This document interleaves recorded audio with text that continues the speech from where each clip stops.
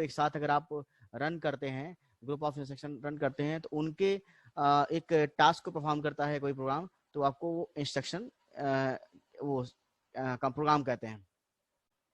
अब ये प्रोग्राम जो आपका है सिंपल जो इंस्ट्रक्शन को फॉलो किए हुए, कंप्यूटर आर्किटेक्चर में कोई भी प्रोग्राम जब आप लिखते हैं तो उसको किसी भी लैंग्वेज में लिखा जा सकता है। असेंबली लैंग्वेज में लिखा जाता है, पहले मशीन लैंग्वेज में लिखा जाता था, असेंबली लैंग्वेज में, फिर हम लोग कई सारी प्रोग्रामिंग लैंग्वेज जैसे सी है, जावा है, पाइथन है, ये सारी लैंग्वेजेस के नाम हम लोग जानते हैं। तो ये लैंग्वेज का मीनिंग क्या है? लैंग्वेज का मेन पर्पस है, language is the way of transferring the communication between the user and system. Programming language की बात कहें तो उसका मीनिंग क्या है कि programming language is the communication media to transfer the communication between the user and system. User और system के बीच में जो कम्युनिकेशन करना है, जो उसके टास्क को पता परफॉर्म करना है, तो वो आपका प्रोग्रामिंग कहलाता लैंग्वेज कहलाता है। और हर लैंग्वेज का, हम सभी को पता है, हम लोगों को हिंदी इंग्लिश सिंपल लैंग्वेज है, तो हर लैंग्वेज में कुछ ग्रामर होती है। इंग्लिश में ग्रामर होती है, ग्रामर का मतलब ये उसका रूल है, रेगुलेशन है, कैसे हम उसको बोलेंगे, कैसे लिखेंगे, तो उसका एक रेगुलेशन। हिंदी का अलग रूल रेगुलेशन है। इसी तरह से प्रोग्रामिंग लैंग्वेज, जो कंप्यूटर की प्रोग्रामिंग लैंग्वेज है, सी, जावा, पाइथन, .NET, हर programming language, computer programming language का कुछ रूल्स एंड रेगुलेशन होते हैं। वो रूल्स एंड रेगुलेशन कैसे हम, how to write the commands, how to write the instruction, declare the instruction, declare the variable and assign the variable, how to use the functions, calling the function, बहुत सारे जो terms होते हैं programming के, ये हर programming language में defined होते हैं। हमको उन्हीं की तरीके से उसको सीखकर फॉर्मेट में देना पड़ता है इनपुट को अपने। लेकिन सिस्टम, ये तो आपका यूजर एंड पे हुआ, आपने एज ए प्रोग्रामर लैंग्वेज को सीख लिया, जैसे सी लैंग्वेज सीख ली, उसके हिसाब से आपने अपने कमांड लिख दिए, टास्क को लिख दिया, वेरिएबल असाइन कर दिया। इसी तरह से आपने पाइथन को सीखा, पाइथन का वेरिएबल डिक्लेरेशन है, वेरिएबल डिक्लेरेशन, वेरिएबल असाइनमेंट, उसके बाद calculation, functioning, output, output and result generation. तो ये सारी चीजें जो है आपकी प्रोग्रामिंग लैंग्वेज के कॉन्सेप्ट होते हैं, यही हम लोग सीखते हैं और इसी चीज को हम इम्प्लीमेंट करते हैं प्रोग्रामिंग लैंग्वेज में। लेकिन अगर कंप्यूटर आर्किटेक्चर के रिलेवेंस में देखें तो क्या होता है यूजर एंड पे, तो ये सारी चीजें होंगी। कंप्यूटर एंड पे हम सभी को पता है कि कंप्यूटर जो हमारा होता है वो केवल मशीन लैंग्वेज को समझता है। जितने भी हार्डवेयर पेरिफेरल लगे हुए हैं वो केवल मशीन लैंग्वेज को समझते हैं, या वो हमें अल्टीमेटली सिस्टम को अपनी बात समझाने के लिए कोई ऐसा प्रोविजन करना पड़ेगा कि वो कन्वर्ट होके 0-1 के बाइनरी के फॉर्मेट में कन्वर्ट हो जाए, क्योंकि बाइनरी का फॉर्मेट ही फाइनली चल के मशीन लैंग्वेज में सर्किट लेवल पे जा सकता है। तो इस रिस्ट्रिक्शन को दूर करने के लिए कई सारे प्रोसेस की जाती है, कई सारे अरेंजमेंट होते हैं सिस्टम के अंदर।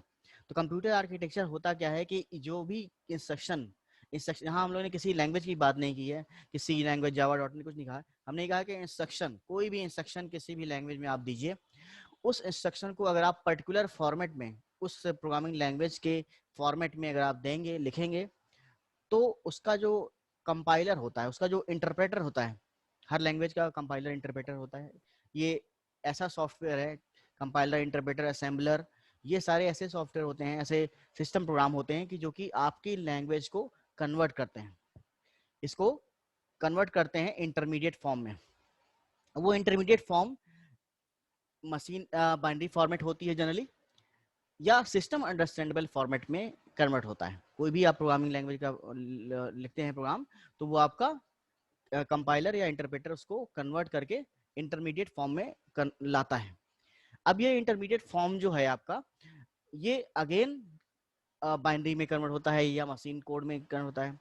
अब देखिए, जैसे आप अगर असेंबली लैंग्वेज यूज करेंगे तो वहां पे बहुत ईजी है। असेंबली लैंग्वेज लिखने में तो टफ है, लेकिन उसको तुरंत असेंबलर मशीन लैंग्वेज में कन्वर्ट कर देता है। इसीलिए कहते हैं कि असेंबली लैंग्वेज का जो कोड होता है वो फास्टेस्ट एग्जीक्यूशन होता है उसका। जो असेंबली लैंग्वेज का जो कोड है, जो प्रोग्रामिंग है, वो उसका एग्जीक्यूशन फास्टेस्ट है। और उससे भी फास्ट क्या होता है मशीन लैंग्वेज का। पहले के शुरुआत में कंप्यूटर जब आए तो प्रोग्राम जो होता है वो मशीन लैंग्वेज में लिखा जाता था, 0-1 के फॉर्मेट में, बाइनरी में। सबसे फास्ट एग्जीक्यूशन किसका होता है? मशीन लैंग्वेज का होता है, बाइनरी प्रोग्राम का होता है, बाइनरी फॉर्मेट का होता है, उसके बाद असेंबली लैंग्वेज का होता है, इसके बाद फिर लैंग्वेजेस का होता है। लेकिन जो प्रोग्रामर पॉइंट ऑफ व्यू से अगर आप देखें तो जो मशीन लैंग्वेज है, बाइनरी लैंग्वेज है और असेंबली लैंग्वेज, इनकी जो टफनेस है, जो इसकी राइटिंग प्रोसेस है, या इसको यूजर अंडरस्टैंडेबिलिटी जो कहते हैं आप, वो मिनिमम है। इसको समझना जो सबसे मिनिमम है आपका बाइनरी को समझना, मशीन लैंग्वेज को समझना आसान नहीं है, क्योंकि हर सिस्टम, ये सिस्टम स्पेसिफिक होता है। तो सिस्टम हर आर्किटेक्चर में अलग अलग मशीन लैंग्वेज को कैसे हम जान सकते हैं, तो ये सबसे बड़ा ड्रॉबैक है। फिर बाइनरी लैंग्वेज को समझना, कन्वर्ट करना, ये पॉसिबल नहीं है।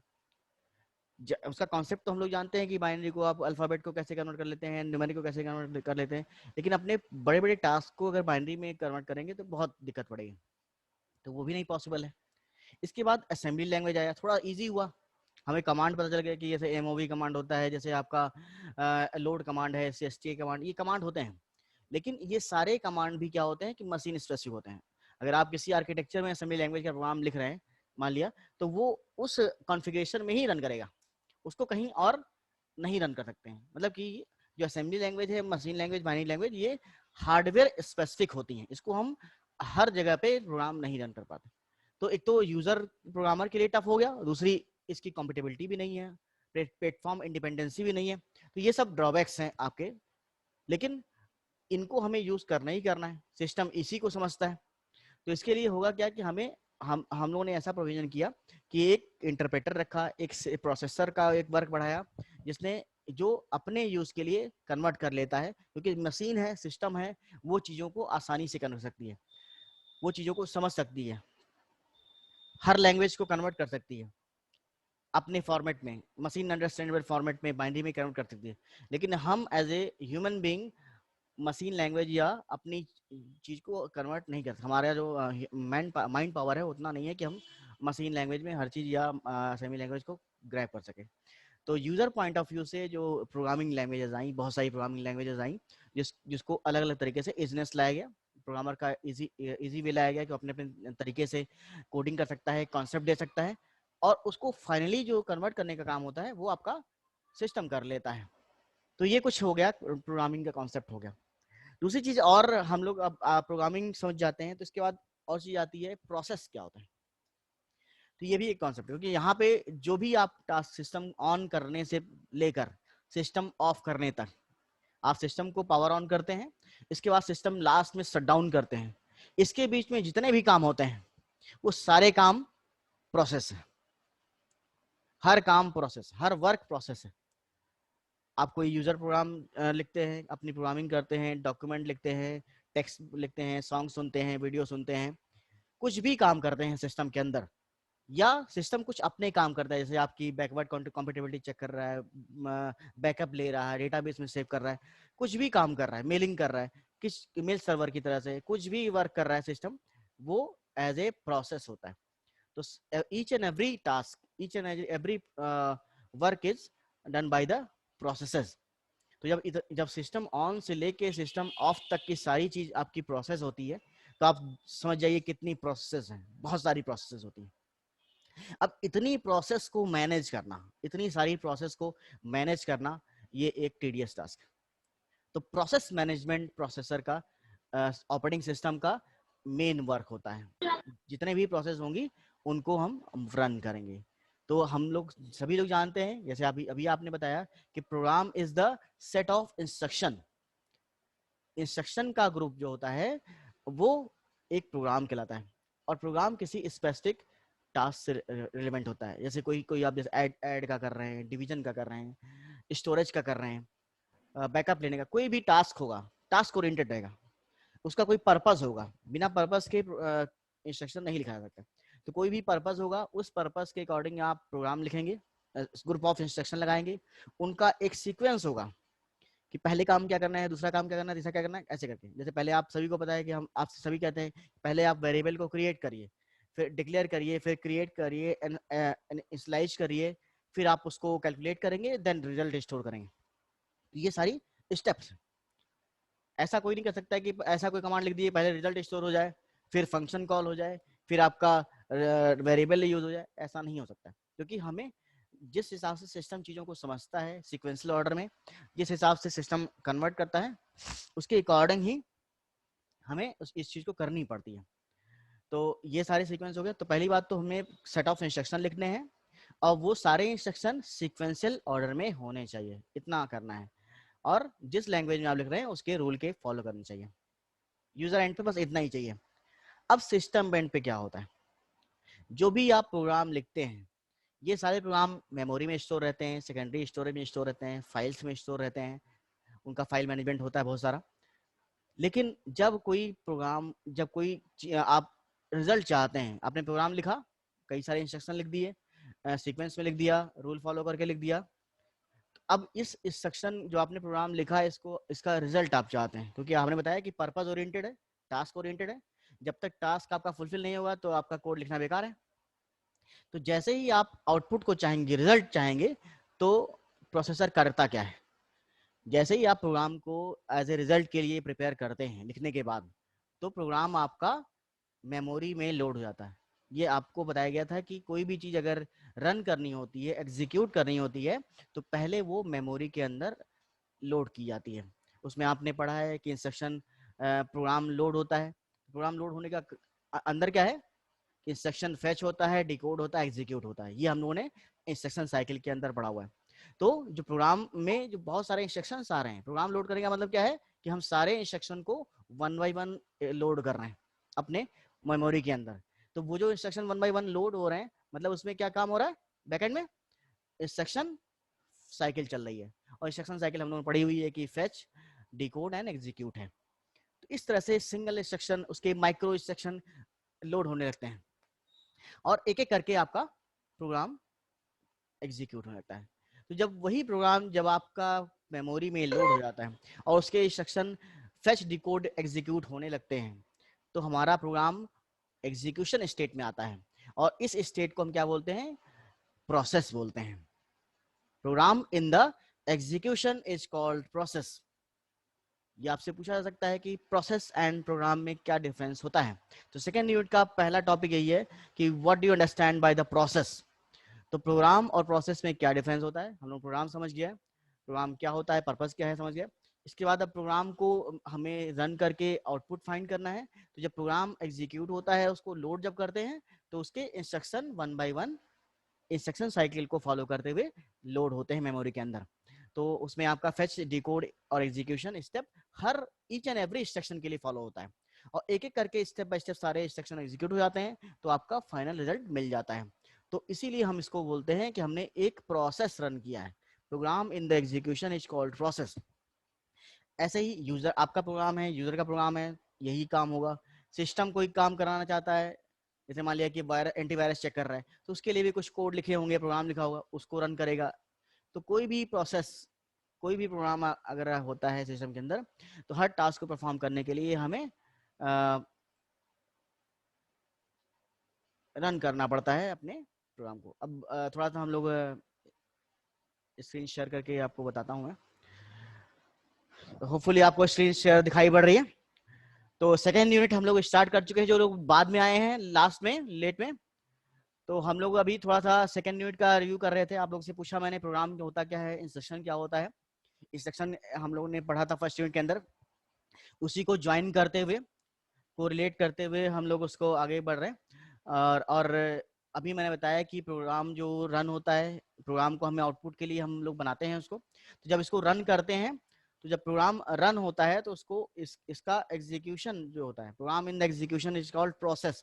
इसको जब एग्जीक्यूट करेंगे तो ये प्रोसेस कहलाएगा।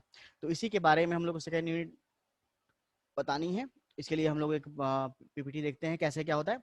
मैं स्क्रीन शेयर करने जा रहा हूँ, आपको स्क्रीन दिखाई पड़ रही है। इसमें देखिए प्रोसेस की बात हो रही है, सेकेंड से लेके फोर्थ यूनिट तक यही चलेगा। प्रोसेस क्या होता है, इसी का वर्ड आगे जुड़ जाएगा, पैरेलल प्रोसेसिंग। तो हम लोग आगे देखेंगे, अभी आप प्रोसेस समझते हैं। What is the process. अभी मैंने आपको पहली लाइन बताई थी, आपने बताया प्रोग्राम क्या होता है, सेट ऑफ इंस्ट्रक्शन होते हैं। अब इसी के आगे नेक्स्ट स्टेप क्या है, a process is a program during execution. यही वर्ड मैंने बताया था फर्स्ट लाइन।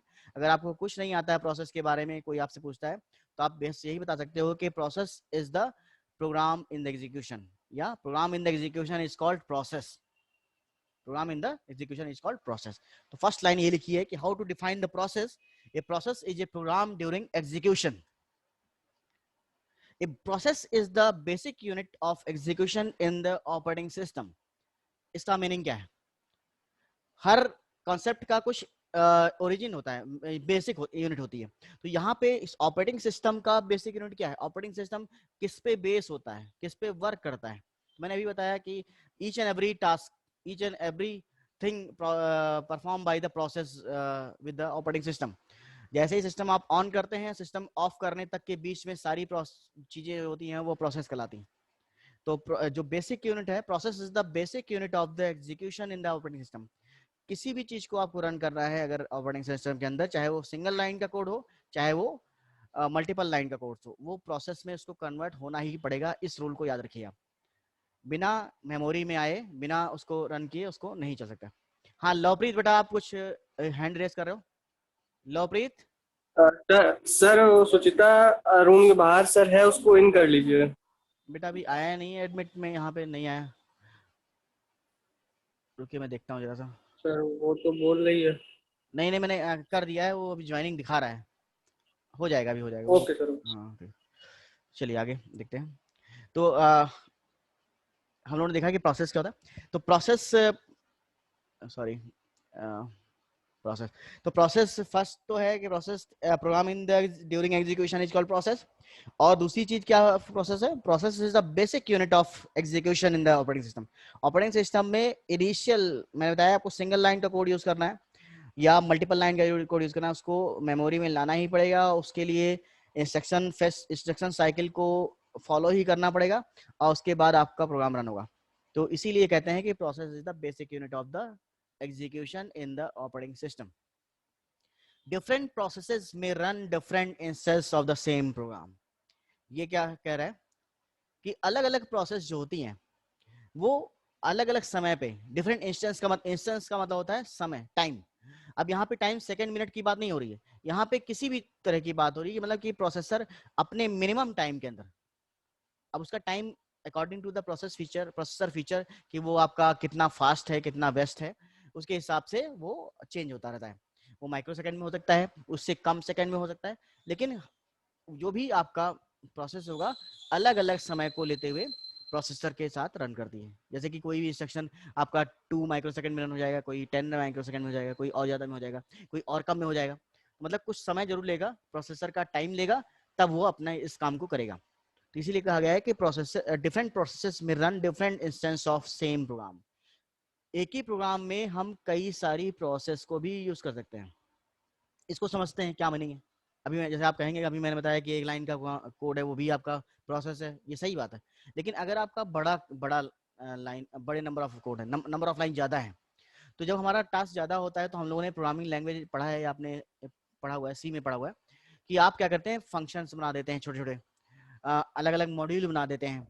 बड़े सॉफ्टवेयर को बनाते हैं तो आप मॉड्यूल बना देते हैं. मॉड्यूल कई सारे प्रोग्राम का ग्रुप होता है. तो जब हम ये काम क्यों कर रहे हैं? क्योंकि हमें सभी को पता है डिवाइड एंड रूल, कि हम मतलब कि अगर बड़ी टास्क को छोटा सा पार्ट में डिवाइड कर देंगे कई सारे, तो इजी हो जाएगा, आसानी से हो जाएगा. तो क्योंकि प्रोसेसर के पास तो पावर की कमी है नहीं, तो वो आप क्या करेंगे कि अगर आप एक बड़े से 100 लाइन का प्रोग्राम है, वो एक बार भी रन कर सकते हैं और उसको 10 बार में भी रन कर सकते हैं. लेकिन अगर आपको खुद से रन करना हुआ तो आप कहेंगे एक बार में रन हो जाए, फिर भी नहीं कर पाएंगे. लेकिन जब इसको रन करने बैठेंगे तो प्रोसेसर करता क्या है कि जैसे ह्यूमन बीइंग किसी चीज को डिवाइड कर देता है सॉल्यूशन इजीनेस के लिए, इसी तरह से प्रोसेसर आपके बड़े प्रोग्राम को कई सारे सब सेक्शंस में डिवाइड कर देता है, सब पार्ट्स में डिवाइड कर देता है. ये पार्ट अलग अलग क्राइटेरिया के हिसाब से, जैसे आप सी प्रोग्राम लिखते हैं तो उसमें आप इंस्टॉलेशन लिखते हैं, कई सारे प्रोग्राम लिखते हैं आप. अगर आप C++ लिखते हैं तो उसमें ऑब्जेक्ट ओरिएंटेड प्रोग्रामिंग में आप ऑब्जेक्ट बनाते हैं, उसमें आप फंक्शन कॉल करते हैं, फंक्शन लिखते हैं. तो हम जनरली ये समझते हैं कि जो फंक्शंस होते हैं अलग अलग तरीके के प्रोग्राम के अंदर, मॉड्यूल्स होते हैं, वो प्रोसेस बन जाते हैं. तो एक बड़ा सा प्रोग्राम कई सारे प्रोसेस, कई सारे सेक्शन में डिवाइड हो सकता है, कई सारे सब प्रोग्राम में डिवाइड हो सकता है, और वो अपने अपने टाइम को लेते हुए करेगा. लेकिन जो फाइनल आउटपुट आएगा वो एक ही रहेगा, क्योंकि जो भी इंस्टेंस ऑफ जो पार्ट ऑफ द प्रोग्राम आपने रन किया है, लेकिन उसके जो इंटरमीडिएट रिजल्ट हैं वो कंबाइन होके आपको डिजायर्ड आउटपुट फाइनली देंगे, क्योंकि आप तो चाहते हैं कि हमारा प्रोग्राम भले ही लंबा हो 1000 लाइन का, लेकिन आपको आउटपुट जो चाहिए वही मिलना चाहिए, वो नहीं चेंज होना चाहिए। तो प्रोसेसर यही करता है कि आपकी चीज़ों को डिवाइड करेगा फास्टली एग्जीक्यूशन के लिए, उनको प्रोसेस बनाएगा और सारी प्रोसेस के रिजल्ट को कंबाइन करके लास्ट में आपको रिजल्ट दे देगा। इसीलिए लिखा भी है कि डिफरेंट प्रोसेसेस में run different instance of the same program. इसके बाद आगे at a minimum process execution require following resources.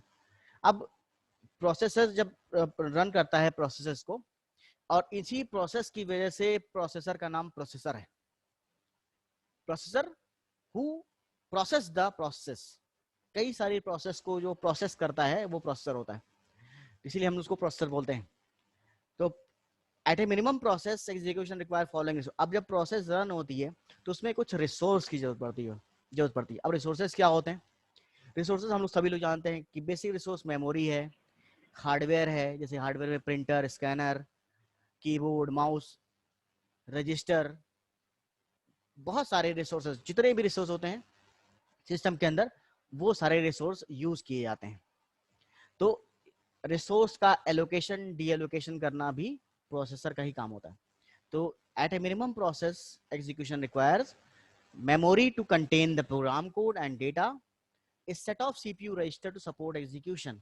अगर आपको कोई छोटे से छोटा प्रोग्राम करना है, जैसे आप कहते हो कि हमारे प्रोग्राम में किसी भी तरीके का रिसोर्स नहीं यूज हो रहा है, जैसे आप कह सकते हैं कि मैंने ना प्रिंट लिया हुआ है, ना मैंने स्टोर कराया है, मैं मुझे कोई पेरिफेरल की जरूरत नहीं है, हार्डवेयर की जरूरत नहीं है। लेकिन अगर आपको किसी भी स्पेसिफिक रिसोर्स की जरूरत नहीं है, फिर भी आपका जो प्रोग्राम है वो बेसिक चीज़ों को जरूर यूज करता है। जैसे कि memory to contain the program code, आपका जो प्रोग्राम है किसी भी मेमोरी लोकेशन पे स्टोर रहेगा। जैसे ही आपने प्रोग्राम लिखा, उसको सेव किया, वो कहीं ना कहीं जाके सेव हो गया प्रोग्राम मेमोरी के अंदर। दूसरी चीज ये है कि जब आपने प्रोग्राम कोड सेव कर लिया और डेटा के साथ में सेव किया, इसके बाद जब रन करेगा, रन करते समय जो बीच बीच में उसको इंटरमीडिएट रिजल्ट जरूरत पड़ेगी, तो वो भी तो कहीं रखता है। तो हम लोगों ने बहुत सारे रजिस्टर पड़े हुए हैं फर्स्ट यूनिट के अंदर, जीपीआर और स्पेशल पर्पस रजिस्टर। वो रजिस्टर इसी काम के लिए आते हैं कि जब आप प्रोग्राम रन हो रहा है तो उसके जो इंटरमीडिएट रिजल्ट हैं वो आपके रजिस्टर्स में स्टोर हो जा रहे हैं और आपका यूज हो रहा है। तो रजिस्टर्स का, मेमोरी का यूज तो आपको आपका प्रोसेस करना ही करना है। ये मिनिमम रिसोर्स रिक्वायरमेंट है किसी भी प्रोसेस की। ये आपसे पूछा जा सकता है कि आपका what is the minimum requirement for the process execution, तो आप बता सकते हैं कि the minimum requirement of the process execution is memory to contain the program code and data and set of the CPU register of the CPU execution. ये minimum resource, इसके ज्यादा हो सकता है, कम नहीं हो सकता। अब नेक्स्ट आता है, देखिए अब हम लोग समझ रहे हैं कि अब प्रोसेस जो होती है उसके 3-4 स्टेप होते हैं, क्योंकि प्रोसेस ऑनगोइंग प्रोसेस है, मतलब कि एक तरह से जैसे आपने इंस्ट्रक्शन साइकिल पढ़ी थी, प्रोसेस की भी साइकिल होती है। तो हम लोग पढ़ रहे हैं कि प्रोसेस के क्या क्या मेजर स्टेप होते हैं, कौन कौन से स्टेप होते हैं, कैसे प्रोसेस आपका रन करता है, कैसे प्रोसेस आपका एग्जीक्यूट करता है। प्रोसेस में कंफ्यूज मत होइए, प्रोसेस प्रोग्राम ही है, लेकिन आपका प्रोग्राम जब रन स्टेट में होता है, program in the execution state is called process. तो प्रोसेस का पहला स्टेप क्या होता है? Process creation. फर्स्ट स्टेप क्या है? Process creation. अब ये क्या होता है? प्रोसेस क्रिएशन का मीनिंग है सिंपल भाषा में कि हमें सीपीयू प्रोसेसर क्या कर रहा है कि एक नई प्रोसेस को जनरेट कर रहा है, क्रिएट कर रहा है। The OS builds a data structure to manage the process. जब आप कोई प्रोग्राम रन करना चाहते हैं तो उस प्रोग्राम का के करस्पॉन्डिंग एक प्रोसेस क्रिएट होती है और वो एक डेटा स्ट्रक्चर को क्रिएट करती है। अब इसका मीनिंग क्या है कि प्रोसेस का नाम, अब जैसे प्रोग्राम का नाम जो भी है आपका हो, लेकिन प्रोसेस का नाम प्रोसेसर अलग रखता है। अब उस प्रोसेस का नेम रखेगा, उसका मेमोरी लोकेशन रखेगा, एड्रेस रखेगा, क्योंकि प्रोसेस स्टार्टिंग एड्रेस क्या होगा ये लिखा जाएगा। प्रोसेसेस का टाइम एग्जीक्यूशन कितने टाइम स्लॉट अलॉट होते हैं, तो वो आपका कितना है ये आपको प्रोसेसर, मतलब कि प्रोसेस एक कॉन्सेप्ट आप अभी आगे पढ़ेंगे, process allocation table pack. Process allocation table क्या होती है कि एक ऐसी टेबल बना लेता है, एक प्रोसेस है। मान लिया आपने एडिशन का प्रोग्राम लिखा, उसको हम लोग विजुलाइज करते चलते हैं। मान लिया कि ऐड का प्रोग्राम लिखना है, उसमें 4 लाइन का कोड लिखा है आपने, इसको आप रन कर रहे हैं, तो ऐड का जो प्रोग्राम रन हुआ है तो उसका एक प्रोसेस बन गया है। अब ये जो प्रोग्राम का प्रोसेस बना है तो इसके करस्पॉन्डिंग एक टेबल बनती है, और टेबल में प्रोसेस का नाम है, उसका नंबर ऑफ इंस्ट्रक्शन कितने हैं, किस टाइम कितना लगेगा, कितना टाइम अलॉट हुआ है, ये कुछ बेसिक रिक्वायरमेंट जो है, एड्रेस कहाँ से, स्टार्टिंग एड्रेस कहाँ है, ये सब इंफॉर्मेशन प्रोसेस एलोकेशन टेबल में स्टोर हो जाती हैं। तो ये आपका पहला काम करता है। तो क्योंकि आपने एक तरह से डेटा स्ट्रक्चर बनाया है, इसीलिए इसको हम कह रहे हैं कि ओएस बिल्ड से data structure to the manage the process. हर एक प्रोसेस के लिए एक तरह से वो टेबल बनाता है और उसमें ये इसको रखता है, और जैसे जैसे प्रोसेस रन होती रहती हैं ये टेबल अपडेट होती रहती है, और जब भी कोई प्रोसेस के बारे में जानना चाहता है तो वो इसी टेबल को ट्रैक करता है। इसका नेक्स्ट है, traditionally the OS created all processes but it can be useful to let running process create another. अब इसमें ये है कि आपकी शुरुआत में प्रोसेस क्या करता था, सारी प्रोसेस को क्रिएट कर लेता था, तो जितनी ज्यादा प्रोसेस क्रिएट होंगी उतना मेमोरी ऑक्यूपाई हो जाएगा, तो ये तो फिजिबल नहीं है। अगर जैसे हमें सारे काम तो करने नहीं है, जैसे आप